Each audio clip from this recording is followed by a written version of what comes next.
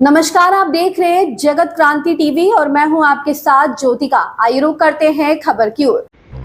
उत्तराखंड के सीएम पुष्कर सिंह धामी का कहना है, आज मैं सीमांत क्षेत्र चंपावत के लोगों से मुलाकात करूंगा और अधिकारियों से भी मुलाकात करूंगा। विकास कार्यक्रमों और अन्य जरूरतों पर चर्चा की जाएगी।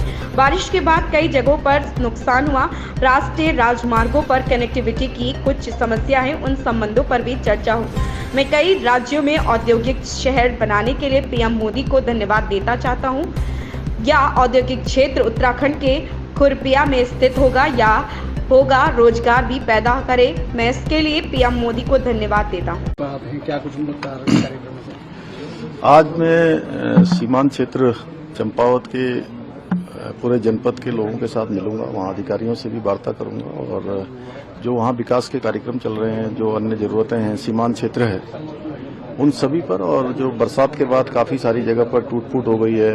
नेशनल हाईवे जो पिथौरागढ़ और टनकपुर का है, उस पर कनेक्टिविटी की भी कुछ समस्या है। साथ में बार बार भूस्खलन होता है, उन संबंध में भी चर्चा होनी है। और आगे का जो रोड मैप है और जो कनेक्टिविटी है उस रोड पर काफी कम है, उसके लिए मैंने पहले भी वहाँ जो हमारे जिलाधिकारी हैं उनको कहा है, उसको फिर से नए सिरे से देखेंगे। और वाइब्रेंट विलेज जो कि नेपाल सीमा से लगे हुए हैं और बहुत सारे प्रोजेक्ट चल रहे हैं, उन सभी की समीक्षा होगी। और साथ में कल 1 सितंबर 1994 गोलीकांड की बरसी है खटीमा में, तो उस बरसी के कार्यक्रम में मैं प्रतिभाग करूंगा और जो हमारे शहीद हैं, बलिदानी हैं, उन सभी को श्रद्धासुमन अर्पित करूंगा। और साथ में जो आंदोलनकारी परिवार हैं, आंदोलनकारी लोग हैं, उनके आश्रित हैं, उन सभी से भेंट करूंगा। सर, हरीश रावत जी और गैरसैंण को लेकर आजकल लगातार बयान दे रहे हैं। आप कह रहे हैं कि अगर उस समय उनके सहयोगियों ने जो कैबिनेट में साथ दिया होता तो गैरसैंण पे बहुत काम कर लेते हैं।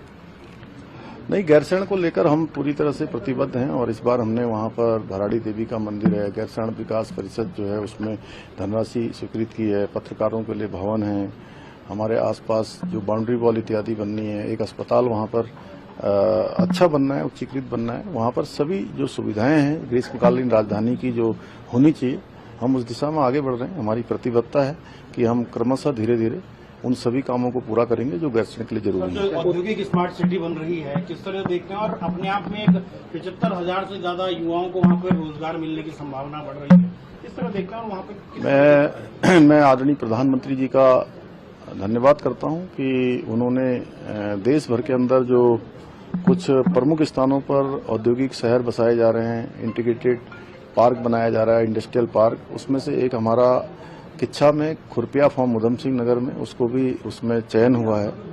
और उसके चयन होने से लगभग 25,000-28,000 करोड़ का इन्वेस्टमेंट होगा, इंडस्ट्री आएगी, अन्य जो है उपक्रम वहाँ पर होंगे, इंफ्रास्ट्रक्चर बनेगा और साथ में 75,000 लोगों से भी ज्यादा लोगों को, नौजवानों को, युवाओं को विशेषकर वहाँ पर रोजगार मिलेगा।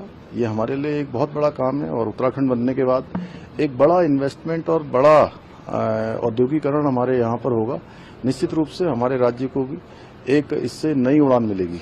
मैं प्रधानमंत्री का धन्यवाद करता हूँ। से लौटने लगी है, किस तरह से आपका आने वाले दिनों में स्ट्रैटेजी रहेगी कि आपका जो मंत्र है इकोलॉजी और इकोनॉमी को बैलेंस करते हुए कि चारधाम यात्रा और सुरक्षित हो सके? उस पर हम पूरा, हमारा फोकस शुरू से रहा है कि इकोलॉजी और इकोनॉमी दोनों बनी रहे। और चारधाम यात्रा का दूसरा चरण प्रारंभ होने वाला है। दूसरे चरण के लिए हमने जो पहले चरण में कुछ काम हमको लगा कि दूसरे चरण में जरूरी करने चाहिए, जैसे कि एक तो ऑफलाइन रजिस्ट्रेशन हमने धामों के आसपास करने की व्यवस्था कर दी है और जो सीमित संख्या का एक उस समय प्रावधान किया था, चूंकि अत्यधिक संख्या आ गई थी और उस समय हमारे लिए सुरक्षा श्रद्धालुओं की प्राथमिकता थी, उसके नाते वो सब उस समय किया था। लेकिन इस बार हमने कहा है कि वो संख्या का जो प्रावधान है उसको भी समाप्त कर दिया है।